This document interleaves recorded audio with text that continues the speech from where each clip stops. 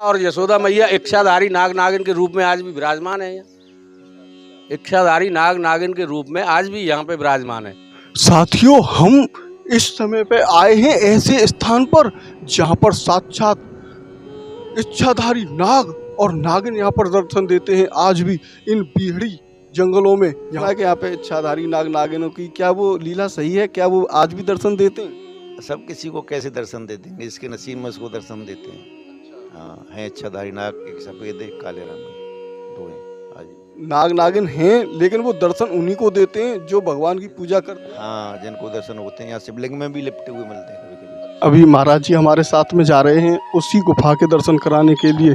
और ये देखें आप, यहाँ पर जो पेड़ हैं ये भी बिल्कुल सांप की तरह लिपटे हुए हैं। ये देखें आप, इनमें लिपटापन देखिए, जिस तरीके से सांप टेढ़ा होता है।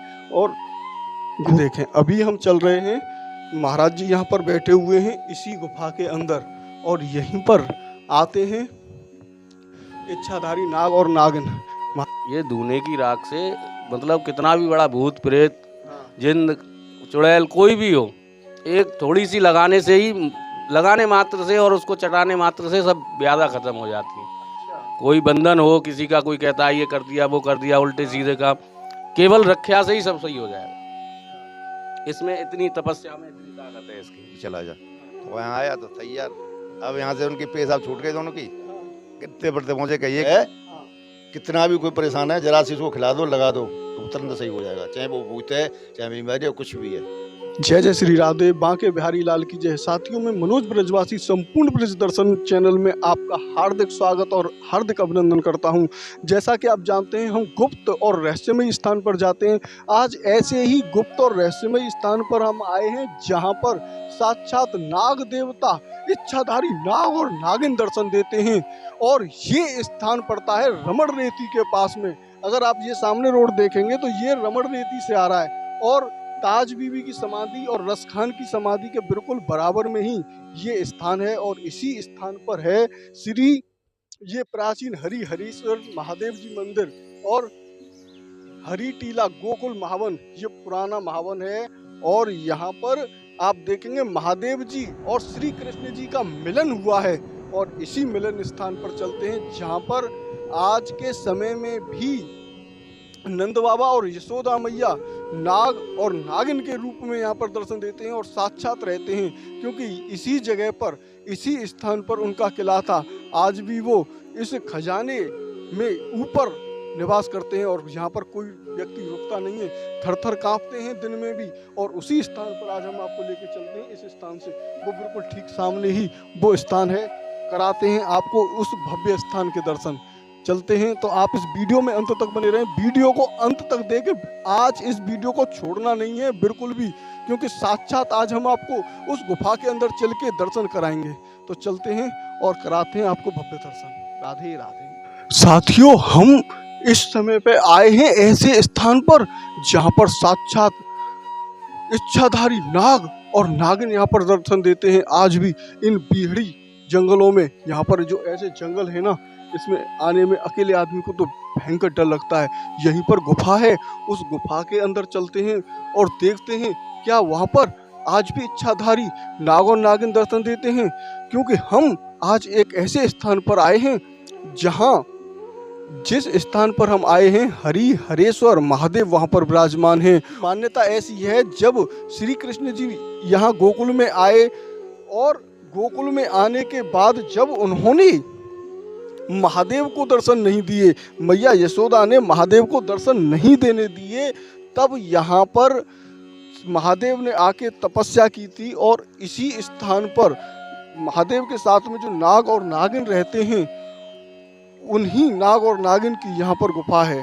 तो यहाँ पर आप देखेंगे उधर की तरफ में ही ये बहुत बड़ी गुफा है और काफ़ी ऊंचा ये टीला भी है। तो चलते हैं और देख कर आते हैं। ये स्थान देख रहे हैं आप, कैसा स्थान है? बिल्कुल शांत माहौल यहाँ पर बना हुआ है। चारों तरफ यहाँ पर जंगल ही जंगल है। और यहाँ पर पक्षी, अनेकों तरीके के यहाँ पर पक्षी हैं, अनेकों तरीके के यहाँ पर वृक्ष हैं। और यहाँ पर हमें जो एक वृक्ष दिखाई दे रहा है वो भी बिल्कुल नाग की तरीके से है। उसकी जो शाखाएं हैं वो भी नाग की तरह लिपटी हुई दिखाई दे रही हैं। तो चलते हैं उधर की तरफ में और उस टीले की तरफ में, उस गुफा की तरफ में, जहाँ पर इच्छाधारी नाग और नागिन रहते हैं। अभी हम आ चुके हैं महादेव के दर्शनों के लिए और यहीं पर बाबा महाराज जी बैठे हुए हैं। जानते हैं महाराज जी से यहाँ पर क्या लीला हुई थी और कैसे यहाँ पर महादेव प्रकट हुए। उन्होंने इसी स्थान पर कैसे मैया यशोदा के जब दर्शनों के लिए जा रहे थे, कृष्ण जी के दर्शनों के लिए जा रहे थे और मैया यशोदा ने उन्हें दर्शन नहीं दिए, क्या लीला है यहाँ की, क्या महत्वता है, जानते हैं महाराज जी के श्रीमुख से और उनके पवित्र हृदय से क्या लीला हुई है। ये हर टीला गोकुल के पास में ये गुप्त स्थान है। यहाँ पर इस गुफा का राज क्या है, क्या रहस्य है इसका? यहाँ हरिहरेश्वर महादेव की स्थापना नंद बाबा ने कराई थी। आज यहाँ भोलेनाथ कन्हैया से मिलने आए तो यशोदा मैया ने कन्हैया के दर्शन नहीं करने दिए। यहाँ से भोले बाबा जो है चिंतेश्वर महादेव जिसको बोलते हैं, चिंतेश्वर महादेव पर चले गए। मरगट थे, मरगट में समाधि लगा के बैठ गए। तो जब कन्हैया ने रुदन शुरू किया तो यहाँ सखियों ने कहा कि बाबा ने तो नहीं जादू टोना कर दिया। तो यशोदा मैया और सखियों के साथ लेके चिंता हरण महादेव जिसको कहते हैं, चिंतेश्वर महादेव कहते हैं, वहाँ पहुँचे तो वहाँ चिंता हरी यशोदा मैया की, कन्हैया शांत हो गए। वहाँ चिंतेश्वर महादेव की स्थापना कराई। जो आज शिवलिंग है वो शिवलिंग नहीं है, पहले छोटी शिवलिंग थी। इसको बड़ी शिवलिंग हटा के कर दिया यहाँ के लोगों ने, संतों ने, महंतों ने और पब्लिक ने। इसमें जो शिवलिंग है हरिहरेश्वर महादेव की, लौटने के बाद में यहाँ हरिहरेश्वर महादेव की स्थापना कराई। तो ये शिवलिंग जो है इसमें अभी प्रत्यक्ष है उसी के हिसाब की शिवलिंग थी, वहाँ शिवलिंग बदल दी गई है। यहाँ फिर स्थापना करने के बाद में भोलेनाथ चले गए और नंद बाबा यशोदा वगैरह अपने यहाँ रह गए। यहाँ से फिर उधर चले गए, वृंदावन की तरफ चले गए। हाँ, बात तो ये संतों की लीला है। संत जब कोई नहीं रहा तो संतों ने गुफा बना के इसमें तपस्या करना शुरू कर दी। संत तपस्या करते हैं। महाराज जी, हमने सुना है कि यहाँ पे इच्छाधारी नाग नागिनों की क्या वो लीला सही है? क्या वो आज भी दर्शन देते हैं? सब किसी को कैसे दर्शन दे देंगे, इसके नसीब में उसको दर्शन देते हैं। हाँ, है इच्छाधारी नाग, एक सफेद एक काले रंग में, दो हैं। नाग नागिन हैं लेकिन वो दर्शन उन्हीं को देते हैं जो भगवान की पूजा करते हैं। हाँ, जिनको दर्शन होते हैं। यहाँ शिवलिंग में भी लिपटे हुए मिलते हैं कभी कभी। अच्छा, शिवलिंग में भी आ जाते हैं, लिपट जाते हैं, आगे बैठ जाते हैं। तो महाराज जी यही शिवलिंग है श्री हरिहरेश्वर। अगर दर्शन करता है कोई इंसान सच्चे मन से तो उसमें कन्हैया भोलेनाथ के प्रत्यक्ष दर्शन होते हैं उनके। अच्छा, इतना महत्व है ये यहाँ का। लेकिन महाराज जी यहाँ पर वैसे भक्त नहीं आ पाते हैं, उनको पता नहीं है इस गुप्त स्थान के बारे में। बढ़िया है, नहीं भक्त आते, शांति तो है, आनंद है, भजन होता है। नहीं तो जहाँ फालतू का वाले इकट्ठा हो जाएगा। और ऐसी जगह मुश्किल ही लोगों को आने देती है। पवित्र जगह पे आना बहुत टेढ़ा काम है। आज के युग में तो आधुनिक युग है ना, उसमें तो सब अपने अपने आनंद में मस्त हैं। भजन करने वाले संत नहीं मिलेंगे तुम्हें कहीं भी, बहुत कम संत हैं। मतलब 99% संत माया में लिप्त मिलेंगे। एक आध कोई कहीं कहीं तपस्या और भजन करते हुए मिलेगा। और जब भजन होगा वहाँ शांति होगी, आनंद होगा, सब कुछ होगा। हमारे यहाँ जैसे सरप और मुंगुर का बैर होता है, हमारे यहाँ सरप भी घूमता है और मुंगुर भी घूमता है। कोई किसी पर अटैक नहीं करता, दोनों घूमते हैं, आनंद लेते हैं सब। तो क्या है, तपस्या का फल है ये, तपस्या का वैभव है। जिस जगह शेर, सरप और ये सब चीज़ इकट्ठी घूमती हैं तो मैं तप का फल होता है। जीव समझ जाता है उस जगह को। जीव में कोई घृणा नहीं होती, कोई दुश्मनी नहीं होती। जीव सब एक जैसे होते हैं, उनका रूप अलग अलग होता है। परमात्मा ने एक ही आत्मा से सारे संसार को प्रकट किया है और एक ही आत्मा से विलय होता है। जैसा कि महाराज जी के श्रीमुख से आपने जाना कि आत्मा एक है, लेकिन ये जो शरीर हैं ये अलग अलग हैं। हम यहाँ पर आते हैं और आते भी कैसे हैं, जैसे किसी संत के, कोई व्यक्ति जाता है किसी संत से दीक्षा लेने के लिए और वो कोई चोर होता है और चोर पहुंच जाता है किसी संत के पास में और वो अपने खुले मन से कह दे कि बाबा मैं चोर हूं और मुझे आप दीक्षा दे दीजिए। लेकिन वो जो संत होते हैं वो उसके सरल भाव को जानते हैं कि इस चोर ने अपना खुल के बता दिया मुझे कि मैं चोर हूं, तो मैं इसे दीक्षा दे देता हूं। तो उस चोर ने ऐसा सुना था कि अगर दीक्षा ले लेते हैं तो दूसरा जन्म हो जाता है और जो पहला जन्म है वो हमारा मिट गया। लेकिन इस जन्म में अब हमें सुकर्म करने हैं, भजन करने हैं, ज्ञान प्राप्त करना है। तो इसी तरीके से अभी महाराज जी के श्रीमुख से आपने जाना कि आत्माएं एक होती हैं लेकिन शरीर अलग अलग होते हैं, और उसी को हम यहाँ पर आते हैं, अपनी सभी इच्छाओं की पूर्ति करते हैं, लेकिन भजन बहुत कम लोग कर पाते हैं। जब उस चोर को एक बार एक सेठ ने देखा कि ये तो चोर भागा जा रहा है और ये कैसा वैष्णव बन गया, तब उसने उस चोर को पकड़ लिया और ले गया राजा के पास। अब राजा ने कहा कि क्यों चोर, तुम वास्तव में ही चोर हो या ये झूठा इल्जाम लगा रहा है? तब उसने कहा कि महाराज, मैं पिछले जन्म में चोर था लेकिन इस जन्म में मैं चोर नहीं हूँ। तब उस राजा ने कहा कि चलो ठीक है, तुम्हारी परीक्षा लेनी पड़ेगी। अब उस परीक्षा में क्या था कि एक लोहे का जला हुआ लाल कलर का पत्थर उसके हाथ पे रख दिया कि इसको लेके तुम्हें 10 कदम चलना है। तब उस चोर ने क्या किया कि उस पत्थर को ले लिया और 10 कदम चला, लेकिन उसका हाथ नहीं जला, कुछ भी नहीं हुआ।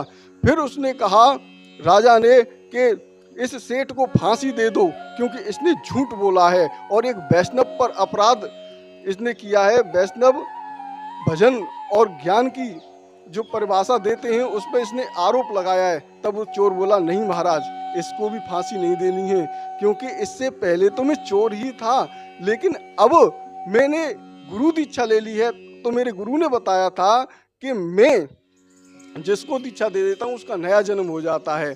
तो दोष इसका भी नहीं है क्योंकि मैं चोर ही था पहले, लेकिन अब मैं गुरुओं की शरण में जा चुका हूँ। गुरु की शरण में जाने के बाद लोगों को राह जो दिखाई देती है वो सच्ची राह दिखाई देती है। हम चल रहे हैं साक्षात यहाँ पर महादेव के दर्शनों के लिए। इन्हीं महादेव पर यहाँ सर्प लिपट जाते हैं आके, और मैं आप सभी भक्तों की तरफ से और अपनी तरफ से महादेव को प्रणाम कर देता हूँ। जय हो महादेव, जय हो,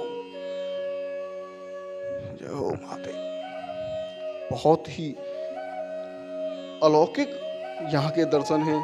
ये देख रहे हैं आप, महादेव यहाँ पर विराजमान हैं और इनके बहुत ही सुंदर दर्शन। इधर में नंदी बाबा भी यहाँ पर विराजमान हैं, और ये महादेव ऐसे महादेव हैं कि इनके साथ में यहाँ पर शिव परिवार नहीं है, अकेले महादेव ही यहाँ पर विराजमान हैं।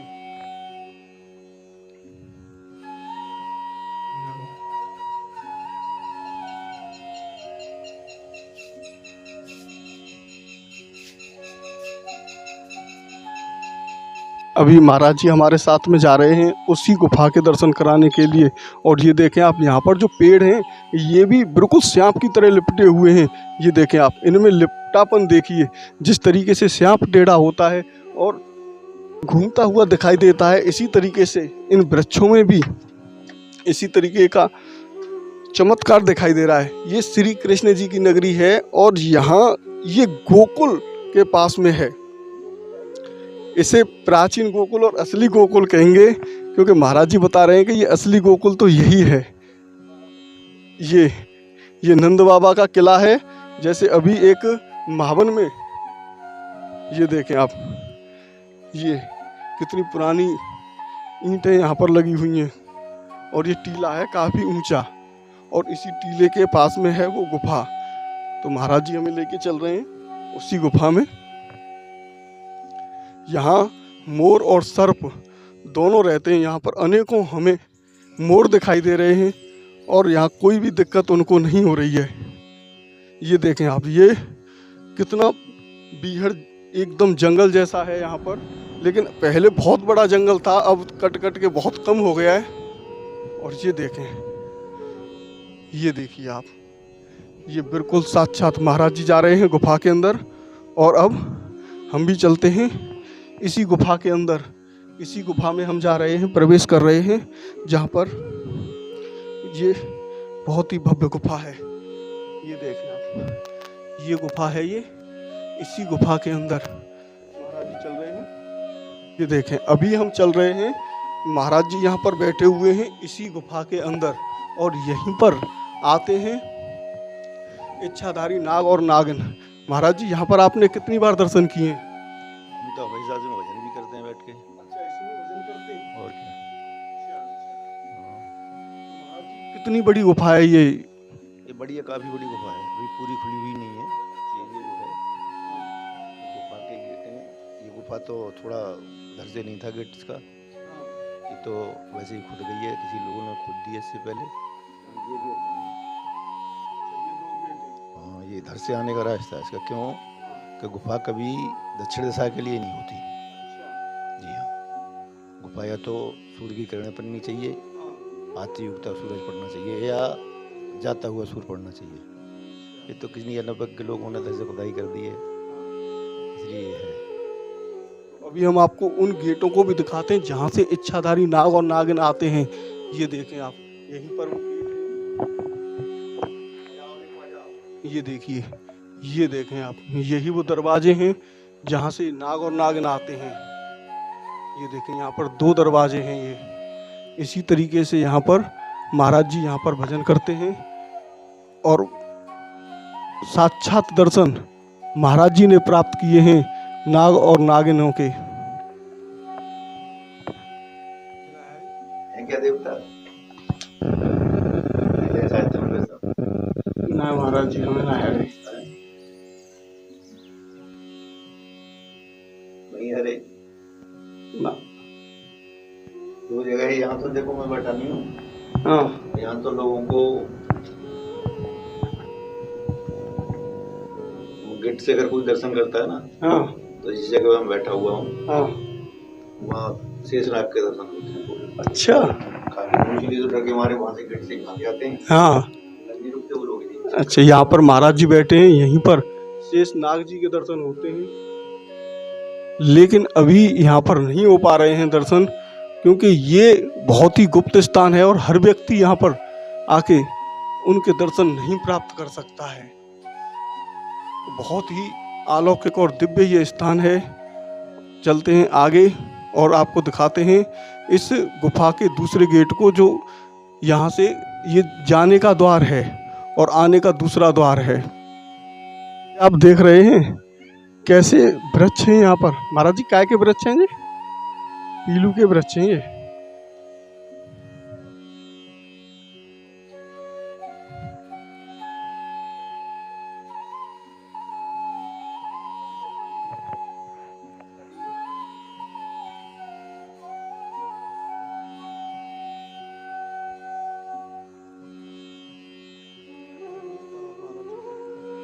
महाराज जी, अब बताओ, कदम और और पीलू ये द्वापर की निशानी है। जिस स्थल पे मतलब करील, कदम और ये मिलते हैं, तो मैं ये मान लेना कि द्वापर की सीमा है, द्वापर की सीमा खत्म नहीं हुई। तीसरी चीज कि जिसको पोतरी मट्टी कहते हैं, वो भी द्वापर की निशानी है। ये देखो तुम्हारे सामने पोतरी मट्टी है, यहाँ की जगह अभी तक द्वापर की निशानी दे दी है, नीचे नहीं गई अभी तक। हाँ जी, उस समय इसी मिट्टी पे वास था द्वापर युग में। हाँ जी, हाँ, जिसको चूल्हे को पोतते हो वही मिट्टी है पोतनी, उसी का खेल है।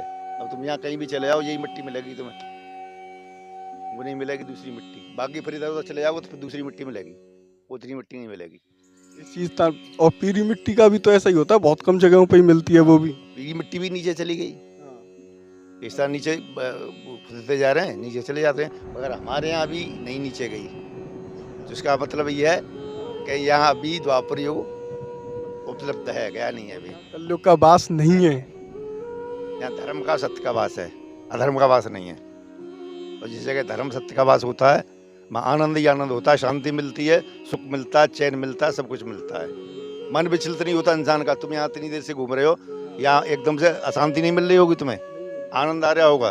तो ऐसी जगह बहुत जगह घुमाया होगा, मगर ऐसी जगह नहीं मिली होगी तुम्हें आज तक कहीं भी। शांत जगह यहाँ पे तो बिल्कुल बहुत ही अलौकिक और अद्भुत शांति प्राप्त हो रही है। महाराज जी जैसे बता रहे हैं, ऐसा ही यहाँ पर प्रतीत हो रहा है, क्योंकि ये स्थान द्वापर काल का है। यहीं पर नंद महाराज रहते थे, उनका जो है ये निवास। बड़ा एरिया था, छोटा गोकुल थोड़ा नहीं, ये छोटे छोटे टुकड़े बना रहे हैं। ये यहाँ से लेके और बिसावर देखिए तुमने, बिसावर तक वो गोकुल था। हाँ, बिसावर तक था गोकुल, बहुत बड़ा विशाल गोकुल था उस समय का। ये महावन था, बड़ा वन था सबसे। जो 24 बने, 12 बड़े और 12 छोटे वन, उनमें 12 वनों में बड़े वालों में से 52 वन आता था। ये महावन में तो लोग महावन का नाम सुनते ही डर जाते थे कि महावन में तो बहुत बड़ा जंगल है, बहुत कम लोग आ पाते थे। तो डरते रहो, डरने वाले डरेंगे, डरने वालों को तो काल भी नहीं छोड़ता, डरने वाले को तो डर गया वो मर गया, उसको कौन बचाएगा। तो डरता रहिए, वो कहीं भी रह सकता है। यहाँ कौन रुक रहा है, यहाँ भी नहीं कोई रुकने के लिए तैयार है। यहाँ कोई साधु आ जाता है ना, 1 दिन 2 दिन रुकने के बाद वो रुकता नहीं है, भग लेता है, उसको इतना भय लगता है कि भयभीत होकर भग जाता है। हाँ, यहाँ नहीं टिका कोई भी साधु। आपने तो 2002 से देख रहे हैं यहाँ हमारे सामने तो कोई साधु टिका नहीं, कोई 4 दिन, कोई 6 दिन, कोई 8 दिन भग लेता है, फिर पता नहीं क्या होता है उसको। हाँ, हमें तो समझ में आ रही है कि लोग भयभीत होकर भाग जाते हैं, रुकते नहीं हैं, क्योंकि यहाँ विचार अगर गलत हैं, तुम्हारे शुद्ध नहीं है, पवित्र नहीं है, तो नहीं रुक पाओगे। क्योंकि यहाँ की शक्तियाँ जो हैं आज भी जागृत हैं, जगह सब जागृत हैं, कोई ऐसी जगह नहीं है कोई जागृत न हो। यहाँ लोग समझने वाले समझते हैं, जो नहीं समझ पाते वो नहीं समझ पाते। उस दिन इसमें आए थे गुफा में वृंदावन के, इसके कैमरा से फोटो लेने की कोशिश की, मैं बैठा हुआ था, बगल में दोनों गए, मगर उन्होंने भरपूर कोशिश करी, मगर फोटो नहीं आया, उनके बस की बात नहीं, फोटो नहीं आया उनसे। अभी यहाँ पर एक भक्तजन आ चुके हैं, ये भी गुफा के दर्शनों के लिए, क्योंकि यहाँ बहुत कम व्यक्ति आ पाते हैं दर्शनों के लिए। तो महाराज जी, आप कैसे आए हैं यहाँ पर दर्शनों के लिए? आपको डर लगता है यहाँ पे आने में? हाँ, मैं सोया हूँ काफ़ी दिन। अच्छा, तो यहाँ पर इच्छाधारी नाग नागिन जो रहते हैं उनसे डर आपको बिल्कुल भी नहीं लगता है? नहीं, गुरु दीक्षा ले रखी है मैंने यहाँ से। बोल जाए तो उसको क्या डर लगेगा? डर तो उसी को लगेगा जो गुरु का लाल नहीं है। गुरु का लाल तो शेर हो जाता है ना फिर, और शेर को फिर किससे डर लग रहा है? ये सच्चाई है। यहाँ तो काफ़ी समय से 10-12 साल से ज़्यादा हो गए आते हुए, आज पहली बार नहीं आए। कोई डर नहीं है। अच्छा, इसमें कोई डर नहीं है, कुछ भी नहीं है। जब हमें है तो कोई डर नहीं है। अगर हमारे पीछे कोई गड़बड़ करता है, कि मेरा शिष्य है आनंदगढ़ी का, उससे मैं कह रहा था, मैंने कि तू पीछे मन जाए, तो उसके साथ एक और लड़का था, नहीं माना कि मैं तो जाऊंगा, तो मैंने कि चला जा। वो यहाँ आया तो तैयार, अब यहाँ से उनकी पेशाब छूट गई दोनों की, कितने पड़ते पहुँचे, कहिए क्या है? मैंने कि तुमसे मना किया था ना उधर बन जाओ, नहीं मानी ना तुमने, तो देखो क्या है। उसके बाद मैं बोले अब चले जाए, मैंने कहा चले जाओ, तो 1 घंटा बाद फिर आए तो कुछ भी नहीं। हाँ, अब तुम जिद करोगे तो उसका परिणाम तो तुम्हें भोगना पड़ेगा। गुरु इच्छा ले रही है और गुरु की आज्ञा भी का पालन नहीं कर रहे, तो उसका दंड कौन भोगेगा? भाई तो भोगेगा जो नहीं आज्ञा का पालन कर रहा है। गुरु का लाल तो वही है जो गुरु की आज्ञा का पालन कर रहा है, और गुरु की आज्ञा का पालन नहीं करेगा तो वो दंडनीय अपराधी है, उसको दंड मिलेगा। और वो भयभीत रहेगा, हमेशा भयभीत रहेगा, शेर नहीं बन पाएगा कभी भी। शेर वही बन पाएगा जो गुरु की आज्ञा का पालन करने वाला है, और गुरु के सानिध्य में रहने वाला है, गुरु पे विश्वास है उसको, और गुरु की आज्ञा का पालन करता है, वही शेर बन जाता है। बाकी शेर नहीं बन पाता कोई भी, क्योंकि शिष्य निरे बनते हैं, कोई पार हो पाता है, सब नहीं पार हो पाते। क्योंकि जो जान जाता है कि गुरु की पावर क्या है, तो वही पार हो पाता है। जो जान जाता है और मान जाता है, दोनों काम कर लेता है, वही खेल खेलता है, बाकी नहीं खेल खेल पाते। अब चेला तो निरे बने घूम रहे हैं, अब कौन गुरु भी निरे बने घूम रहे हैं। गुरु को खुद डर हुआ है। गुरु ने अगर ये कह दो कि तुम यहाँ से निकल के बाहर चले जाओ, तो जा नहीं सकते। कोई भी गुरु अगर ये कहे कि यहाँ रुक जाए, मतलब यहाँ रुक के दिखा दे 10 दिन, अगर गुरु है तो हम तो सीधी कह रहे हैं, ना रुक पाएगा, 10 दिन नहीं रुक पाएगा किसी भी कीमत पर। 1 दिन रुकना बड़ा टेढ़ा काम है। भीड़ में तो सबको आनंद आता है, भीड़ में भगने का आनंद आता है, जंगल में टिकने का आनंद किसी को नहीं आता। देख रहे हो तुम सबरे घूम रहे हो, भीड़ में भग रहे हैं, वहाँ भीड़ चाहिए, भीड़ नहीं है तो कुछ भी नहीं है। हम जिस स्थान पर खड़े हुए हैं यही उस गुफा का प्रवेश द्वार था, लेकिन अभी यहाँ पे आप देखेंगे कि समय बहुत ज़्यादा लंबा हो चुका है। 5500 साल पुरानी बातें हैं, ये द्वापर की बातें हैं, तब से लेकर और अब तक ये यहाँ पर बंद हो चुका है। लेकिन दूसरी तरफ यहाँ पर दरवाज़ा खोल लिया है इस गुफा के लिए, यही इस गुफा का प्रवेश द्वार था। अगर आप इधर की तरफ देखेंगे तो इधर भी पूरे ये पीलू के वृक्ष लगे हुए हैं, और इनका जो आकार है ये भी बिल्कुल नाग की तरह ही है। बहुत ही अद्भुत और अलौकिक स्थान पर आज हम आपको लेके आए हैं। ये देखें आप कैसे जंगलों में ये गुफा यहाँ पर विराजमान है चुके हैं इस प्राचीन धूने में। जी महाराज, हाँ हाँ हाँ, गर्म चल रहा है। दबा दिया जाता है। अच्छा। इसमें जो है हाँ। ज्यादा गर्मी न हो, इसलिए इसमें दबी रहती है अग्नि नीचे। हाँ, तो महाराज जी इसका क्या महत्व है यहाँ पर? इसमें तो साक्षात भोलेनाथ का वास है अग्निदेव में। अच्छा, इसी अग्निदेव में महादेव विराजमान है? हर समय इसी में अग्निदेव में ही महाराज विराजमान होते हैं, जब ये हर समय चेतन रहता है। हाँ जी, संत क्यों तपस्या करते हैं इस पे? इसी पे तो हम लोग तपस्या करते हैं। नागा साधु है ना, नागा साधु इसीलिए धुआं लगाते हैं। वो साक्षात भोलेनाथ के साथ वास रहता है उनका। जब हमें दिगंबर दीक्षा दी जाती है तो हमको साक्षात भोलेनाथ का स्वरूप दिया जाता है, भभूति चढ़ा के नग्न अवस्था में। हाँ, और यहाँ तो जैसे लोग आते हैं इसलिए वस्त्र डाल के रहते हैं। जैसे अब रात हो गई तो फिर तुम्हें वस्त्र नहीं मिलेंगे, नग्न मिलेंगे रात को। हाँ, जैसे शाही स्नान होता है कुंभ में हमारा, तब भी नग्न जाते हैं। देखो तुमने शाही स्नान देखा हो तो शाही स्नान होता है तब भी नग्न जाते हैं। तो ये खेल है इसका धूने का। तपस्या है धूना की हम लोगों की। हाँ, जैसे रज वहाँ पे जो चिताएं जलती हैं उसकी भी तो वहाँ पे महादेव पे चढ़ाते हैं। विभूति जो है, कितना भी कोई परेशान है जरा सी इसको खिला दो, लगा दो तो तुरंत सही हो जाएगा। चाहे वो भूत है, चाहे बीमारी है, कुछ भी है। ये धूने की राख से मतलब कितना भी बड़ा भूत प्रेत जिन चुड़ैल कोई भी हो, एक थोड़ी सी लगाने से ही, लगाने मात्र से और उसको चटाने मात्र से सब व्याधा खत्म हो जाती है। कोई बंधन हो किसी का, कोई कहता है ये कर दिया वो कर दिया उल्टे सीधे का, केवल रक्षा से ही सब सही हो जाएगा। इसमें इतनी तपस्या में इतनी ताकत है इसकी। ये धूना करीब 12 साल से तो मैं देख रहा हूँ बरकरार ऐसे ही प्रज्वलित है। सन 2002 से ये देख रहे हैं आप, 2002 से ये आज भी गर्म है। और इस धूने की ऐसी महत्वता है कि कोई भी व्यक्ति इसकी चुटकी भर बस मात्र ये लगा ले, इसी लगाने से मात्र से ही भूत ब्यार कैसा भी झंझट क्यों न हो वो सभी समाप्त हो जाते हैं। इसको ऐसे लगा दें, ऐसे लगा लें तो वो समाप्त हो जाता है। ऐसी महिमा इस ब्रज की नगरी में श्री कृष्ण जी के पवित्र स्थान गोकुल में ये स्थान है। प्राचीन स्थान है ये। नंद बाबा जहाँ रहते थे ये वो स्थान है। गोकुल तो काफ़ी बड़ा है, गोकुल तो दाऊ जी से भी आगे तक है, लेकिन नंद बाबा का जो असली घर है जहाँ कृष्ण भगवान रहते थे ये वह स्थान है। इस स्थान को नंद बाबा का घर कहते हैं। हरिहर टीला मतलब भोलेनाथ भी यहीं पर मिलने आए थे, कहीं दूसरी जगह मिलने नहीं गए थे। और कोई स्थान ऐसा नहीं है, सबसे प्राचीन स्थान यही है। आज ये गोकुल में और महावन में जो बताते हैं नंद भवन, वो नंद भवन तो केवल पैसा कमाने का स्थान है उनका, लेकिन ओरिजिनल जो नंद बाबा का घर है वो ये है। नंद बाबा का पूरा खजाना यहीं पे है। जब वृंदावन गए थे यहाँ से छोड़ के तो वो अपने माल को कहाँ ले गए थे, सबको यहीं दबा के रख गए थे। ये प्राचीन घर उनका नंद बाबा का ओरिजिनल घर है, जो कि अब समय के हिसाब से ये ऐसा है।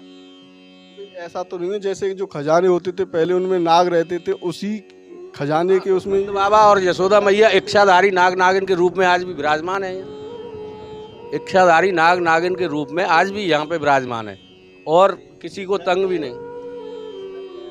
या ताऊ के ही अंश हैं वो, उनसे मतलब नंद बाबा और यशोदा मैया यहाँ अगर कोई बहुत ही भाग्यशाली होता है तो सुनहरे कलर के 1-1 फुट के 1.5-1.5 फुट के 2 सांप का जोड़ा तुमको दिखेगा। ऐसा लगेगा जैसे सोने के हैं बिल्कुल। वही इच्छाधारी नाग नागिन है। हर किसी को मतलब वो भी दर्शन नहीं देते। जी महाराज। हाँ कड़ा इतना पतला और इतने लंबे, ठीक है ना। और आसन के नीचे कुंडली मार के बैठे हुए। अब मैं इस पे आके लेट गया मैं आके। अब लेटने के बाद में मुझे एहसास हुआ कि कुछ है नीचे। एहसास होने के बाद मैंने इसको तकिए को हटाया तो नीचे वो बैठे हुए। मैंने कि भाई अगर इस आसन पर तुम्हें सोना है तो मैं दूसरे आसन पर चले जाऊँ, क्या विचार है तुम्हारा। तो वहाँ से नीचे उतरे और नीचे आके फिर मेरे यहीं सर के नीचे ज़मीन पे आके उन्होंने फिर कुंडली मार के बैठ गई। और पता नहीं कब कहाँ चले गए। ये मेरा गेट है, एकदम सोमवार का दिन था तो भक्त आए हुए थे, शाम को 8 बजे करीब था। तो ये जो है बिल्कुल ऐसा ही कलर का, चांदी जैसा कलर का। और मैंने यहाँ से गेट खोला तो कुछ नहीं है। और मैंने जब गेट बंद करा तो उस पर मतलब लपटे पड़े। मैंने कि तुम क्या कर रहे हो भैया। तो उन्होंने बच्चों से कहा, मैंने कि दर्शन करने हैं तो कर ले और आके। तो 4 लड़कों को तो दर्शन हुए उनके। 5वां देखता रह गया, उस 5वें वाले को तो दिखाई नहीं दिए। मतलब प्रत्यक्ष दिखते हुए उसको नहीं दर्शन दे रहे। जिसको दर्शन नहीं देने उसको 5वें वाले को दर्शन दिए ही नहीं उन्होंने। तो ऐसा खेल है, विचित्र खेल है यहाँ का। इस खेल को समझना आसान काम नहीं है, सबके बस की बात नहीं है। इसीलिए इन चीज़ों के भय से ही कोई टिकता नहीं है, भग जाते हैं सब। और जिसको भय नहीं है, निर्भय है, वो ही टिक सकता है, वो ही रह सकता है आराम से। उस दिन आए थे तुम्हारे वृंदावन से, जैसे तुम्हें तो मैं दिखा रहा है ये गर्म है धूना, उन्होंने यहाँ पीछे से बोले महाराज ने एक भभूति लगा लूं, तो उन्होंने नेक मस्तक पर लगाई। बोले महाराज ये तो चेतन है धूना। मुझे तो ऐसा लग रहा था कि बंदा ये तो चेतन है, इसमें तक नहीं जागृत है। मैंने यहाँ इसमें नहीं जागृत है, ये बंदा नहीं है। तो कुछ लोग भक्त होते हैं ना, उनको सारा भभूति लगाते ही महसूस हो जाता है क्या है धूना की स्थिति। के वृक्ष लगे हुए हैं और इनका जो आकार है ये भी बिल्कुल नाग की तरह ही है। बहुत ही अद्भुत और अलौकिक स्थान पर आज हम आपको लेके आए हैं। ये देखें आप कैसे जंगलों में ये गुफा यहाँ पर विराजमान है। तो साथियों, आपने ये वीडियो हमारा अंत तक देखा, उसके लिए बहुत बहुत धन्यवाद। राधे राधे, बांके बिहारी लाल की जय। चैनल पर पहली बार आए हैं तो अभी के अभी सब्सक्राइब कर लें और ज़्यादा से ज़्यादा लोगों के पास इसको पहुंचाएं, क्योंकि ये ब्रज की धरोहर है, बहुत प्राचीन पुरानी गोकुल है। राधे राधे, मिलते हैं किसी और स्थान पर।